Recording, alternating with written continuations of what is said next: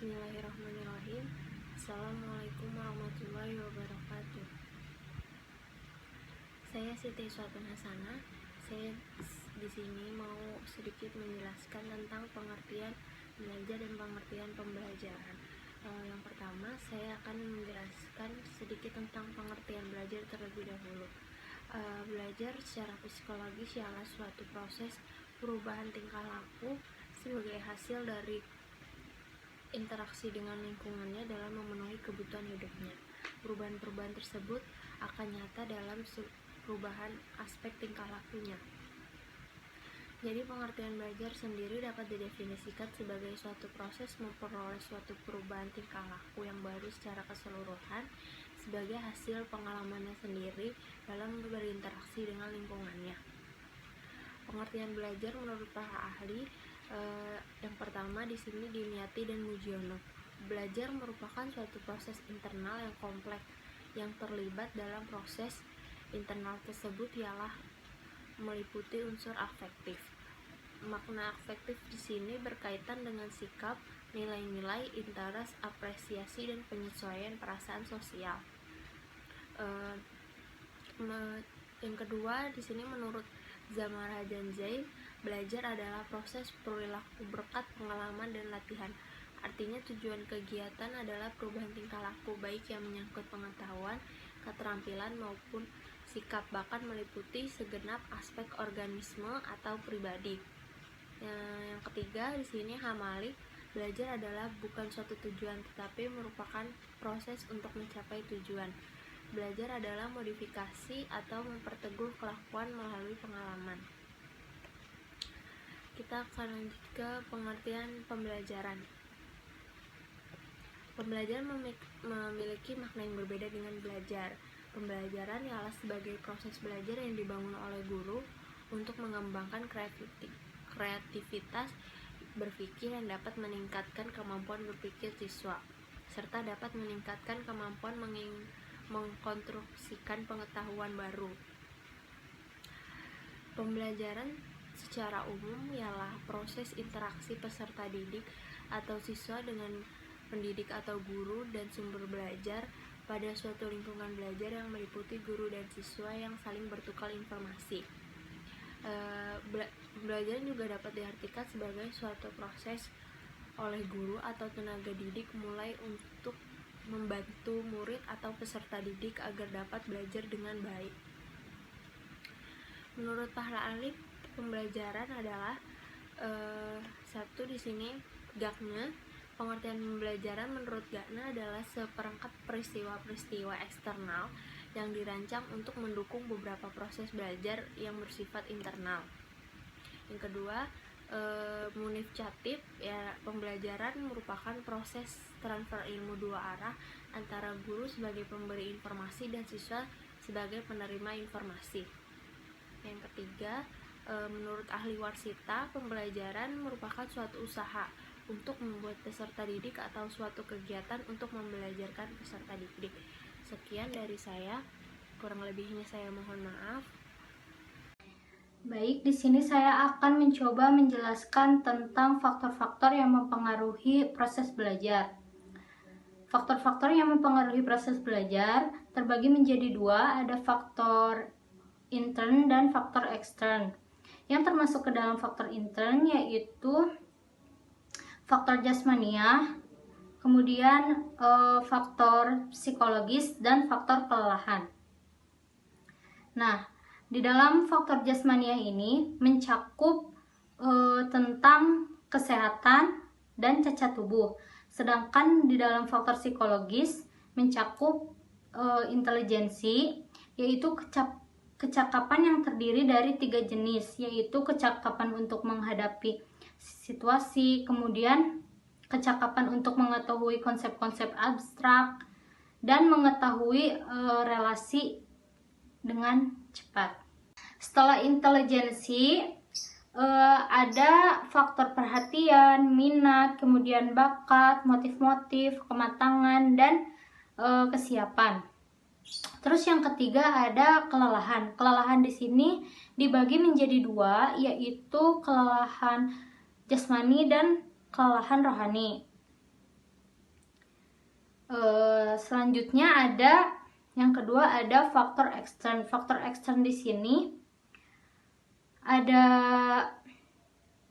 yang pertama ada faktor keluarga. Faktor keluarga di sini bisa dilihat dari bagaimana cara orang tua mendidik, kemudian relasi antar anggota keluarga, suasana rumah, kemudian keadaan ekonomi keluarga, pengertian orang tua, dan latar belakang kebudayaannya.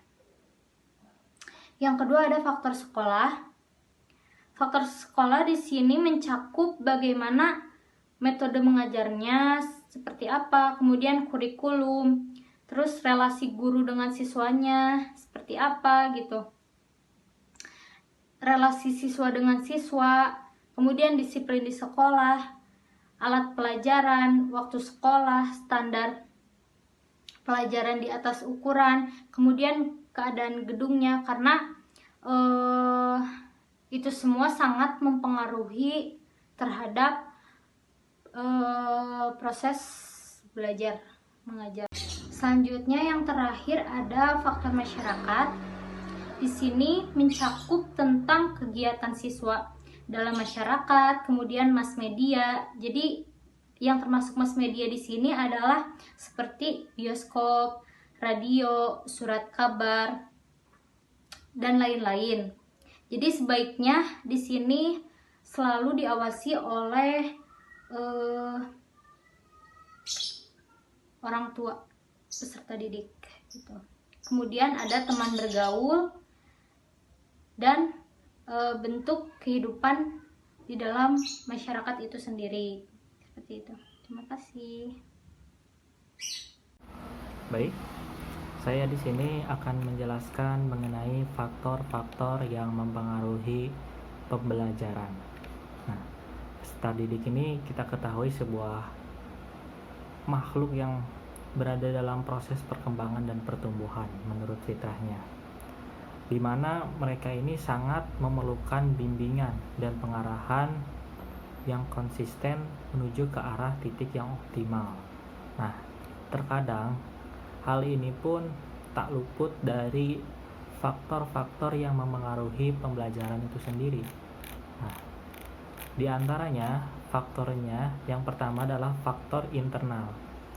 Faktor ini yang berada dalam diri murid itu sendiri. Nah, yang pertama adalah pengaruh fisik, di mana fisik murid ini membantu untuk keberlangsungan proses pembelajaran, di mana ada indera-indera yang menjadi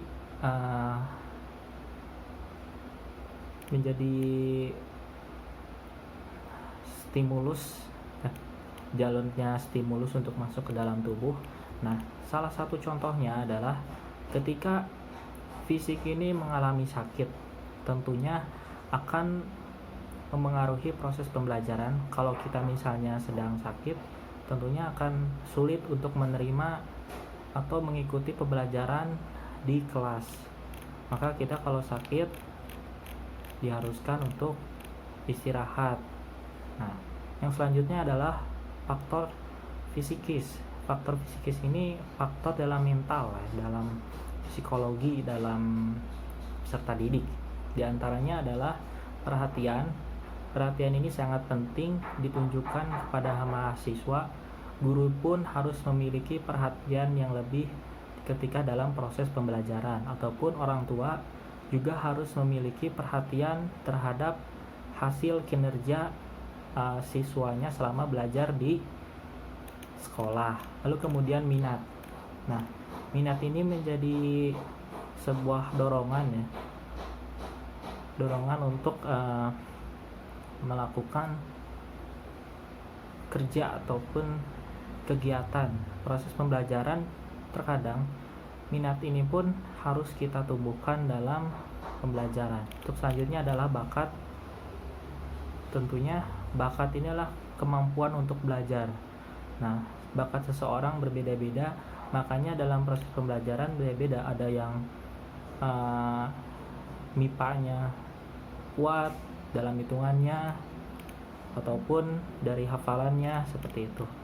Lalu faktor eksternal. Nah, faktor eksternal ini faktor yang berada di luar diri tubuh mahasiswa itu sendiri. Yang pertama adalah faktor lingkungan. Nah, faktor lingkungan ini menjadi faktor yang lebih erat di dalam mahasiswa itu sendiri. Terus selanjutnya, yang pertama, lingkungan ini terbagi menjadi lingkungan fisik. Lingkungan fisik ini cuaca, keadaan, udara, ruangan, kesehatan lingkungan, waktu belajar, nah seperti itu.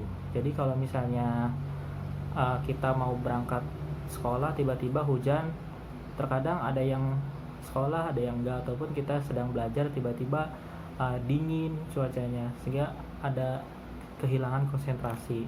Terus lingkungan sosial, dimana lingkungan sosial ini lingkungan sekitar yang berupa sikap atau perilaku orang. Nah, biasanya teman ya kalau untuk siswa itu sendiri. Lalu lingkungan kultural. Nah, ini cara pergaulan di masyarakat. Beda-beda setiap orang dengan cara dan caranya. Nah, mungkin itu saja faktor-faktor yang mempengaruhi pembelajaran. Terima kasih atas perhatiannya. Kami dari kelompok 7 mengucapkan Assalamualaikum warahmatullahi wabarakatuh.